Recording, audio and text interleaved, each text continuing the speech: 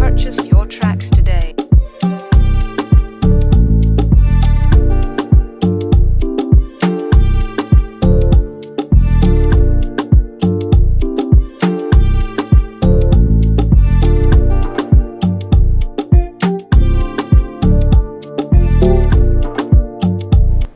Blessings, peace, and strength and obedience in the will and way of the Father and righteousness by faith in the Messiah, who was sent by the Father to rectify the issue of sin and to restore those who had been separated from him while in his flesh and in their journey that we call life, and the fallen nature of man after the fall of man, the first man, that the second man will redeem and offer salvation that the Father has wrought through his blood and through his death and resurrection to be the first fruit.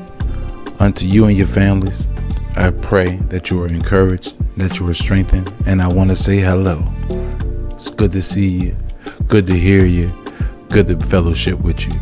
Blessings and peace be unto you and your household in the ways of righteousness by way of the Father, sent through the Christ and in faith of the Christ, as led by the Ruach, the Holy Spirit.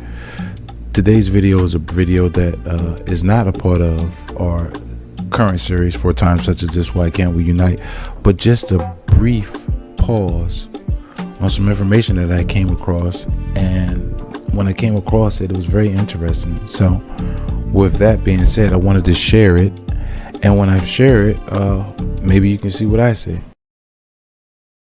So, Chapter 2. The Earth, People, Nimrod, Babel. BC 2348.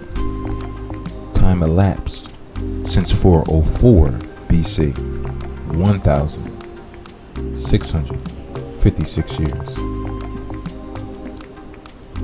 The flood is the first great epic in history, for by it Yahuwah destroyed the worldly race, and the chosen family became representatives of mankind. Yahuwah saved them in the ark from perishing by water, while he brought in the flood upon the world of the ungodly, just as the ark of Christ's church has since been appointed as the only sure means of preservation. This flood and the means of man's deliverance from it were long remembered among the different tribes of mankind.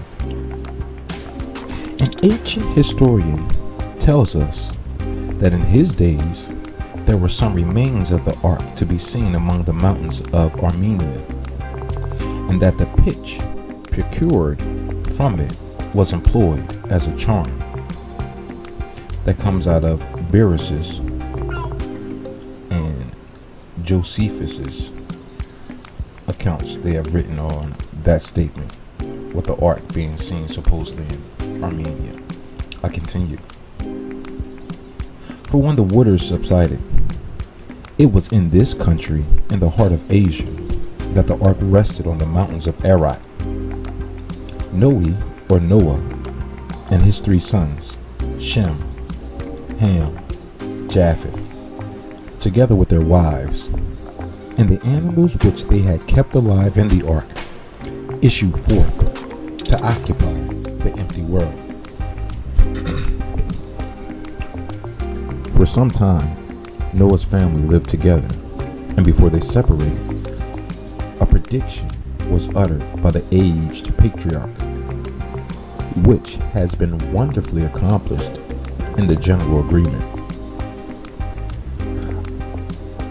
of the world, taking occasion from the want of reverence shown to him by Ham, and from the filial duty of Shem and Japheth. Noah declared what would be the general fortune of the descendants. To the children of Shem, he promised that they should be an especial object of some spiritual blessing, while Japheth's descendants should bear the leading part in the appropriation of the world's possessions.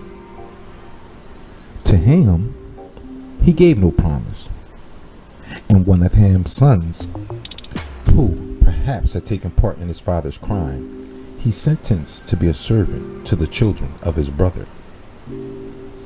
Blessed be the Lord Yahuwah of Shem, and Canaan shall be his servant. Finally, he foretold a combination between the worldly power of the sons of Japheth and the spiritual seed of Shem. And this consummation, he predicted, when those who possessed earthly might should take up their rest with the heirs of the divine blessing.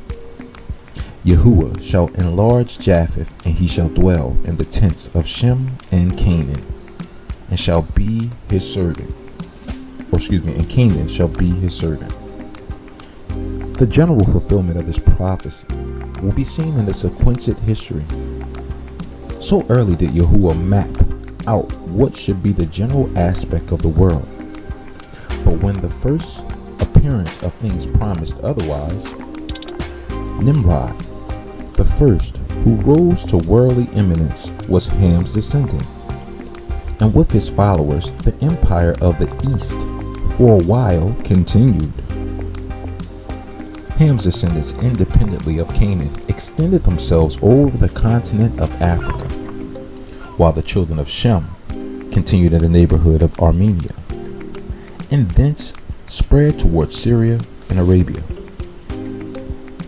The family of Japheth was more widely diffused, and stretching towards the northern part of Asia, extended into India on one side and Europe on the other.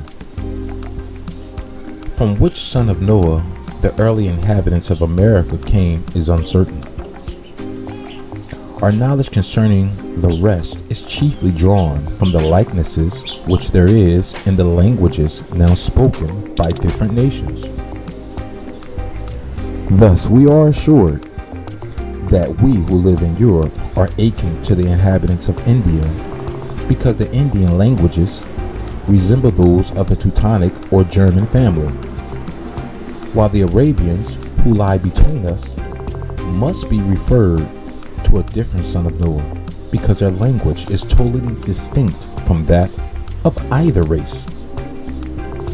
This difference of tongues was not the first produced, though it has since been increased by the distance of different nations.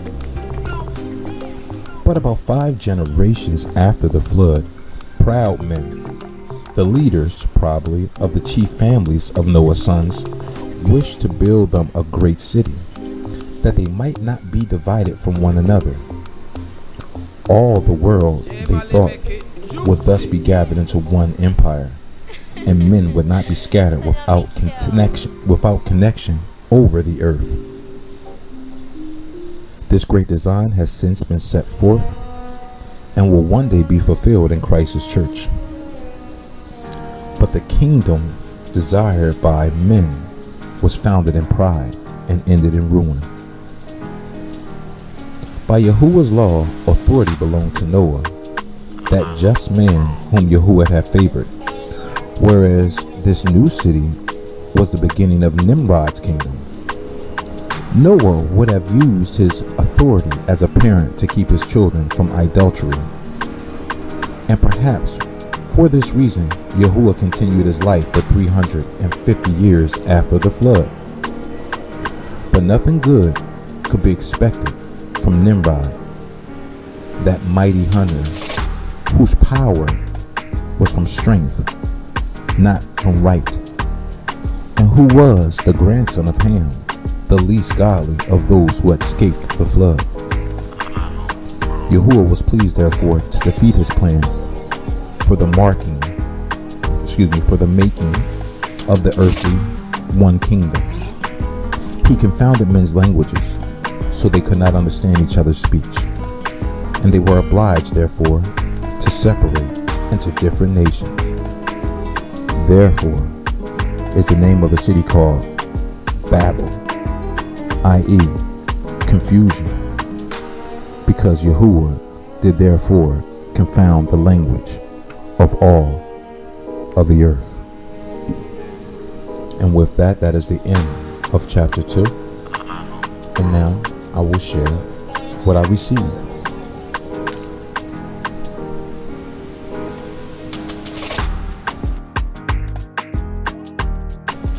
So, chapter 2. It was called the Earth People, and the date given by the writer was around 2348 BC, which is 1,656 years from 404 BC, which he started chapter 1. He picks up where the flood is stated as the first great epoch in history, as it was at that time that Yahuwah destroyed the worldly races and the chosen family became the representation of mankind, which he precepts with 2 Peter chapter 2 verse 5. He then adds, Yahuwah saved this family in the ark from perishing by water, while the flood destroyed the ungodly, which he then identifies as a precursor of the Church of Yahuwah under the work of his Christ as the only means of sure salvation and preservation of men after the fall of men. He also mentions that the flood was remembered and passed down among many different tribes of mankind, which he then adds an ancient historian supposedly mentions in his writings some remains of the ark were still able to be seen during his day. Now, this ancient historian, or one of the ancient historians in which he uses, is written as Beerus. And with that, we're going to take a brief dive into just a little bit about who is this Beerus. Now, Wilberforce mentions the two historians as Beerus and Flavius Josephus, the historians from whom his work references throughout this book, in specific instances. This instance, if you remember, he advised that both had recorded that they had seen the remnants of the ark in the middle of the heart of Asia, atop of Mount Arad. Now, myself personally, I have a predisposed mindset on one of the two, which will be the latter of the two mentioned, and that will be Flavius Josephus. He is said to have been born in 37 AD or 37 CE if you are of the Mohammedan faith, and you rather not say after the death because you give no stock in it, then they use CE for common era. If that would say they will believe in some form or fashion of the testimony of the Christ, they use AD. He was known as a Roman Jewish historian and military leader, born to a father of priestly descent and a mother of royal ancestry. Now, just from that brief introduction, does anything stand out as interesting or odd? Well, for me, first, it states he's a Roman Jewish historian. Second, his father comes from a priestly descent, and his mother of royal ancestry. He is stated to have become a slave to Vespasian, then military commander of the Roman army. And it is recorded that Josephus claimed the Jewish messianic prophecies, which also supposedly started the Jewish-Roman wars, had made reference to Vespasian becoming Roman emperor, which no doubt Vespasian liked so much that he took Josephus as his personal slave, only to 2 years later release him. And not just release him and give him his freedom, but also allow them to use his family name. Really? He is then said to have fully defected from Israel to the Roman side, and sequentially is granted citizenship, becoming an advisor to the son of Vespasian, Flavius Titus, serving as his translator when Titus laid siege against Jerusalem in 70 AD. His supposed surviving works are held as valuable insight into the first century and its beginning of Judaism, and they are held as chief sources next to the Bible concerning the history of ancient Israel and antiquity. His attributed works covers the Jewish history, the Jewish-Roman wars, information on the Herodian dynasty, Herod the Great. Also, he covers the Maccabean revolt and gives information on the Hasmonean dynasty. The Hasmonean dynasty was flourishing between 141 to 167 BC. Now, interestingly enough, have you ever looked into the Maccabees? Have you read their annuals and the Apocryphas? Have you ever heard or looked into the Hasmoneans and where they come from and who they were? Have you ever wondered why the New Testament, or those who have testimonies within the New Testament, a Peter, a Luke, a John, a Mark, etc., never seem to mention the Maccabees or Hasmoneans? Now, our second historian mentioned was Beerus, and this historian was said to have been a Hellenistic era Babylonian writer. Hellenistic writer. What a Babylonian expression. So he was Hellenized. And at the time when Hellenization came in, that gives you a time period around when he should have been alive. It is said that during the time of Alexander the Great, or shortly thereafter, this Beerus was born. And after a certain time, he is paid by Macedonian / Seleucid king Antiochus I. Macedonian is also meaning Greek, just as Alexander was a Macedonian, but he's Alexander the Greek, or the Great. He was paid by Antiochus I to teach him as well as compile a history of Babylon.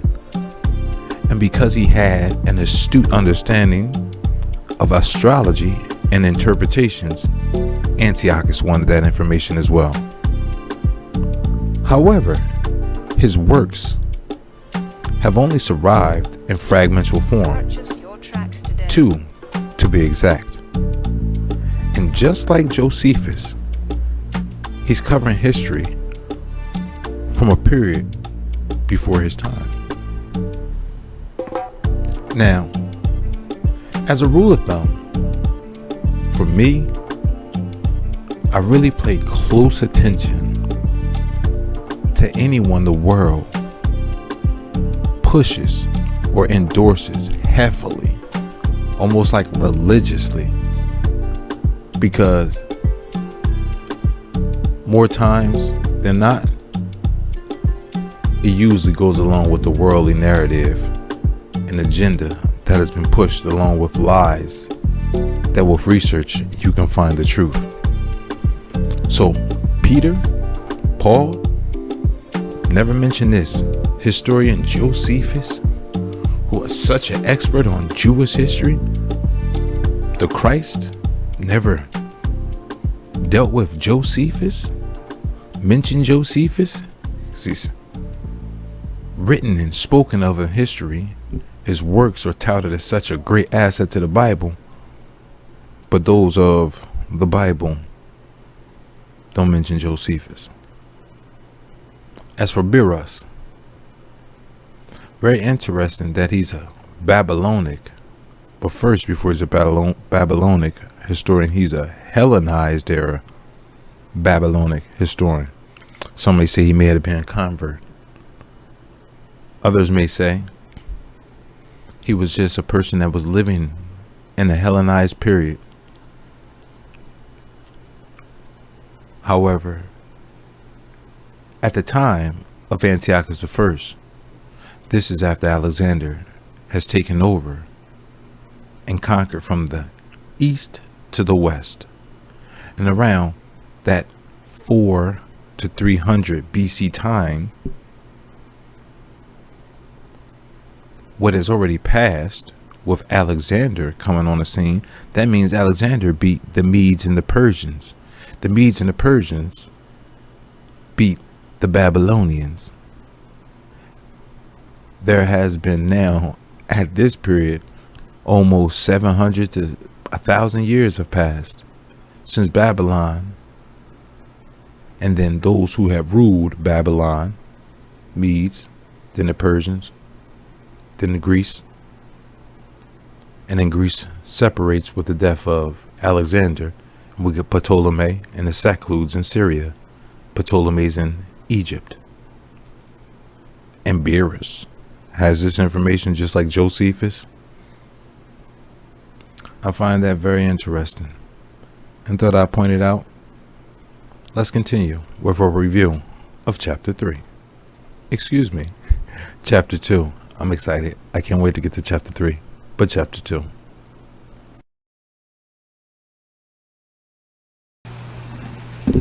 Picking up where we left off.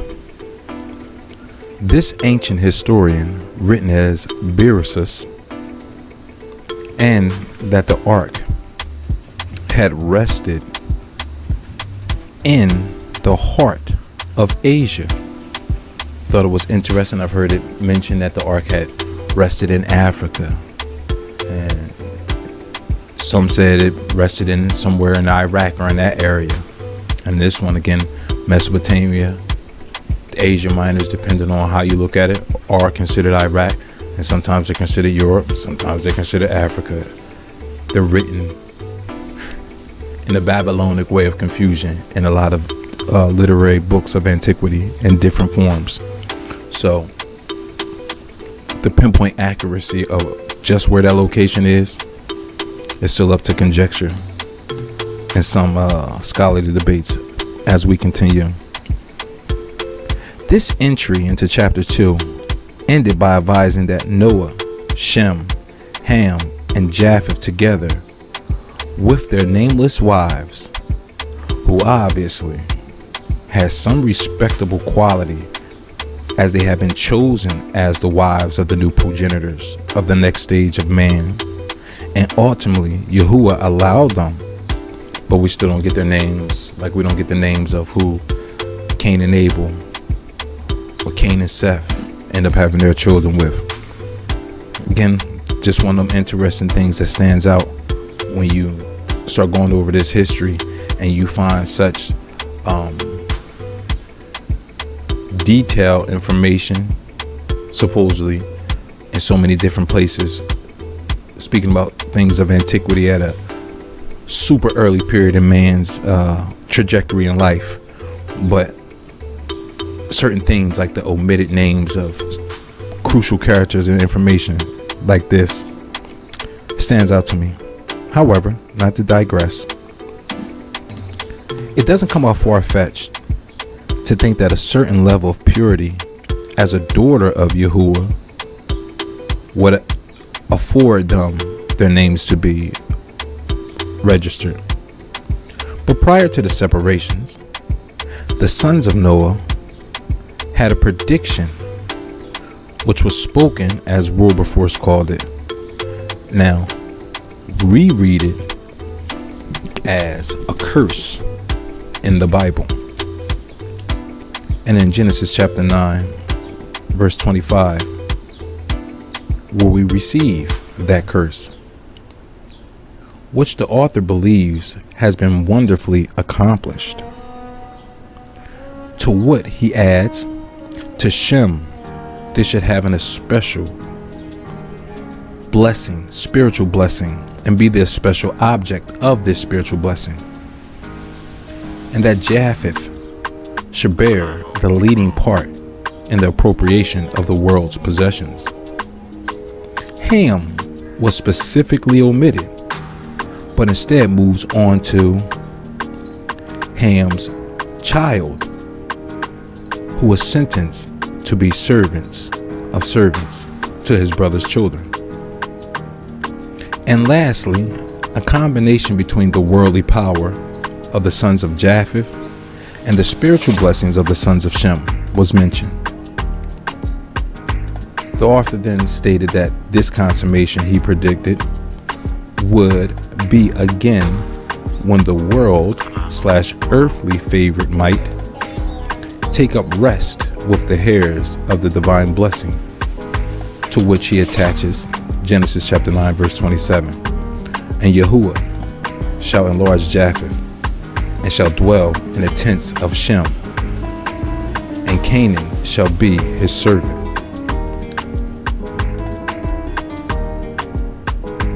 Genesis chapter 9 verse 27, which I see as though through Shem's line Christ was sent, and those in Japheth's lines who will believe in the testimony and live in accordance to the will of Yahuwah would have the opportunity at obtaining his salvation. Canaan would also be given the opportunity, but as a servant, even though all are servants to the Creator of all flesh. The author then advises the general fulfillment of this prophecy would be seen in the sequenced history. As he stated, Yahuwah so early marked out what should be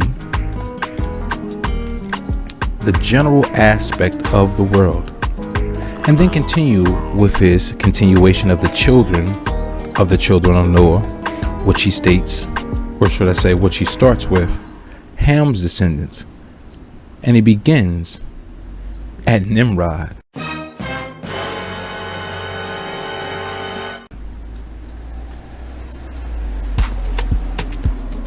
Whom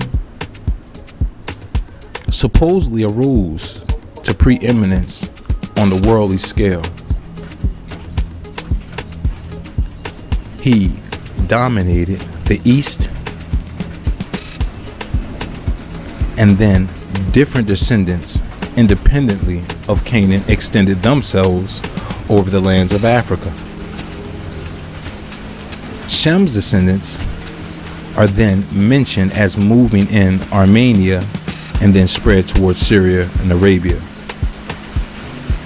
Japheth was more widely diffused in his spreading out to the northern part of Asia, then covering in India on one side, and as far as Europe on the other side. He then adds two interesting lines regarding the early inhabitants of America, and of which son of Noah they issue from is uncertain. I thought that was interesting that he had just threw that in there, like, of what tribe the savages, the early inhabitants of America came from. We cannot be certain. It was just interestingly thrown in there, right? And most of his knowledge is drawn from the likeness on the languages now spoken today, to which he uses as a supposed example. We are assured that we who live in Europe are kin and similar or related by blood to the inhabitants of India, because the Indian languages resemble those of the Teutonic or German families, while the Arabians, who are set in between India and Europe, speak a totally different language. From the two, Wilberforce adds, the difference of tongues was not first produced, even though there has now been an increase of different types of languages by distance of these different nations, but was due to about 5 generations after the flood. Proud men, leaders of chief of the households, probably that descended from Noah, as he wrote, wished to build a great city, that they might not be separated or divided from one another again. Those of the world feared being scattered and without any connection. And this design, as the author continues, has since been set forth to be accomplished within Yahuwah's church of his Christ. However, the before mentioned city was founded on pride and ended in ruin. And now, as my review of chapter 2 comes to a close, Noah is stated and having Yahuwah's law of authority and favor, whereas the new city of Nimrod was beginning. Noah possibly would have used his position to keep his children from participating in the idolatry that was beginning to take place, which Wilberforce attributes to Yahuwah keeping him 350 years alive after the flood. Nimrod is again mentioned, that mighty hunter, whose power rose through strength, and being the grandson of Ham, the supposed least godly from Noah. Wilberforce closed it with this stating, it pleased Yahuwah to defeat this plan for a one earth kingdom, adding a precept to Genesis chapter 11 verse 9. And this is the end of chapter 2. So far, I hope some things have stood out to you as interesting. As we continue into chapter 3, it's going to continue to pick up. I can't wait to continue to share some of the interesting things that are in this book. All praise to the Most High, and Shalom.